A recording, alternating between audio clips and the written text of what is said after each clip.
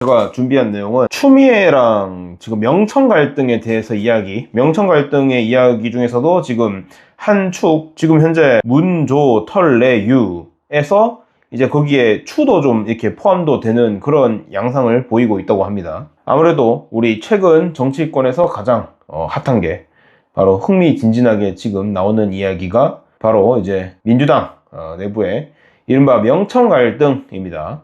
겉보기에는 이제 공고한 권력 체계 같아 보이긴 하지만 사실 그 내부의 균열 그리고 이제 뭐 주도권 싸움은 날이 갈수록 점점 점입가경으로 흘러가고 있죠. 요즘에는 이 명청 갈등 다들 이제 여러분들은 얼마나 재미있게 보고 계시나요? 저는 되게 흥미롭게 보고 있어요. 이게 정치 공학적으로나 아니면 뭐 미디어적으로나 워낙 이제 복잡하게 맥락이 이제 얽혀 있다 보니까 저 역시 이제 이 문제를 굉장히 흥미롭게 관전하고 있습니다. 흔히 이제 대중은 이재명 대통령이 무려 이제 193석이라는 압도적인 의석수를 가지고 청와대에 입성했다 이렇게, 그렇기 때문에 그 권력이 철옹성 같을 거라고 다들 생각을 하셨을 거예요.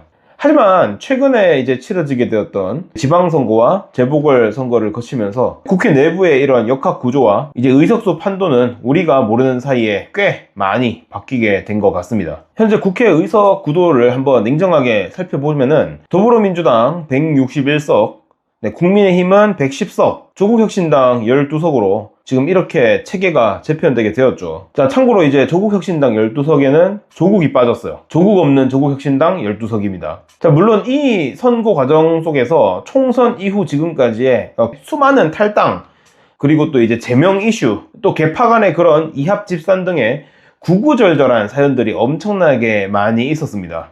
하지만 그 디테일한 사연들을 일단은 차치하고 결과적으로는 이제 성적표만 이렇게 딱 놓고 본다면은 상황이 되게 묘하게 돌아가고 있다는 걸 우리가 알 수가 있죠. 이번 지방선거도 또 재보궐선거도 냉정하게 한번 분석을 해보자면은 민주당 입장에서는 결코 기분이 막 그렇게 좋아 보이지는 않는 결과예요.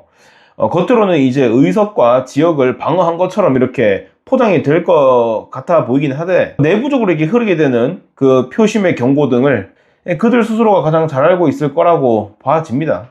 자, 그럼 반대로 우리 이제 본수 진영 그리고 또 우리 극우 야당을 좀 약간 비판적으로 바라봤던 우리 입장에서도 이번 지방선거를 통해서 희망과 민심의 변화를 좀 이렇게 강하게 느낄 수 있는 그런 계기가 된 거는 사실이에요. 민주당 지도부랑 친명계 입장에서는 좀 아무래도 이제 가슴 서늘한 위기감을 느낄 수밖에 없는 그런 선거가 될 수밖에 없죠. 자, 그러면은 중요한 건 대권가도로 가는 이 방향이에요. 자, 대권가 이 위기감의 한복판에서 오늘날 이제 민주당은 거물급 인사이자 화제의 중심에 서 있는 추미애 이야기를 한번 제가 본격적으로 이야기를 해볼까 합니다. 뭐 우리들 사이에서는 주로 이제 에미추라고 이제 별명으로 부르죠. 에미추. 지금부터 제가 귀엽게 에미추라고 불러볼게요. 자, 이번 지방선거를 통해서 에미추는 대한민국에서 가장 인구가 많고 예산 규모가 큰 지방자치단체인 경기도의 수장, 경기도지사 자리에 올라가게 되었습니다. 여기 정치권에서 우리 경기지사라던가 아니면 서울시장이 되면은 그 자리가 가지는 의미가 굉장히 커요.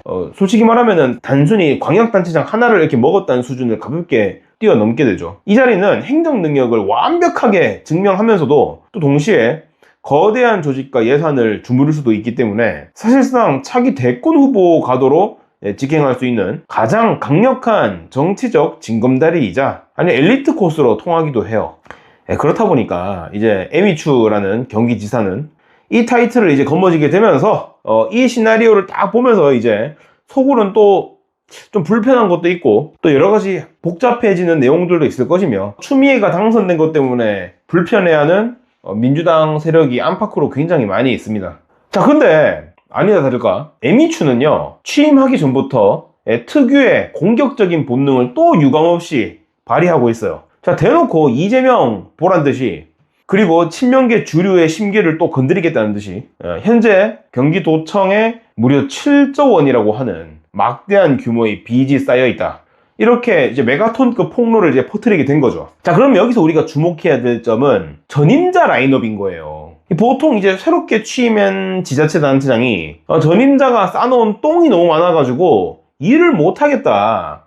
이렇게 말하면서 이제 비타령을 하고 전임자가 뭐 야당 소속 뭐 이라던가 아니면 뭐 정적일 때라던가 그럴 때 보통 이런 뉴스를 많이 터뜨려요. 자, 그런데 이번에 경기도의 직전지사가 누구냐면은 김동연 전 지사. 김동연이에요. 김동연은 경기도지사가 되기 전에 했었던 사람이 누구냐면 이재명이에요. 그러니까 전 라인도 전부 다 민주당인데, 심지어 그중엔 대통령도 있는데, 현직 대통령도 있는데 지금 이런 폭로를 해버리는 거죠. 에미추가.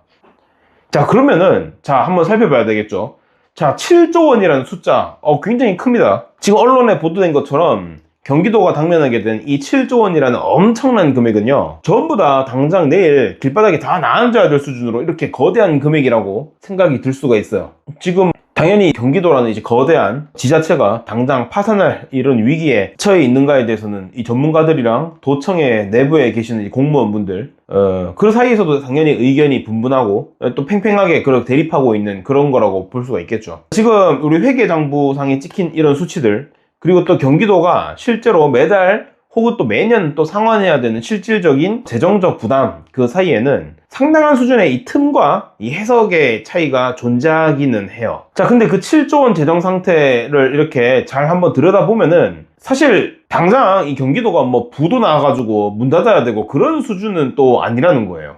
만약에 이거를 좀 비유를 해보자면 대기업으로 치면은 여러분들도 마찬가지죠. 대기업의 본사 밑에 있는 계열사라던가 자회사에 있는 주머니에서 일시적으로 이제 유동성 자금이 부족하니까 좀 이렇게 현금을 좀 빌려와가지고 이렇게 급한 불을 끄는 그런 내부 거래의 성격이 좀 강해요. 자, 그래서 당장 이 부도가 날 것 같다는 그런 위험한 상황은 아니라는 거예요. 우리로 치면은 또 이제 개인으로 치면은 카드 돌려막기 같은 느낌이죠. 자, 그런데도 불구하고 이 자극적으로 큰 7조 원이라는 부채 소식은 에미추는 이제 취임했는데 본인이 지금 7조 원의 빚에 지금 취임하자마자 7조 원의 빚을 가지게 됐어. 그럼 이 책임을 전임한테 물을 것이냐, 지금 현 정부한테 물을 것이냐, 이렇게 한 방에 지금 공격을 할 수가 있는 그런 상태라는 거죠. 자, 근데 이거 되게 재밌어요. 되게 재밌는 이야기예요. 직전 만약에 김동연 탓으로 딱 돌리잖아요, 추미애가. 에미추가 김동연 탓으로 딱 돌리게 되면은 그럼 여기서 그럼 당연히 물어보겠죠. 너 돈 어디에 썼길래 그러면 그 정도의 빚이 생겼어? 라고 말하면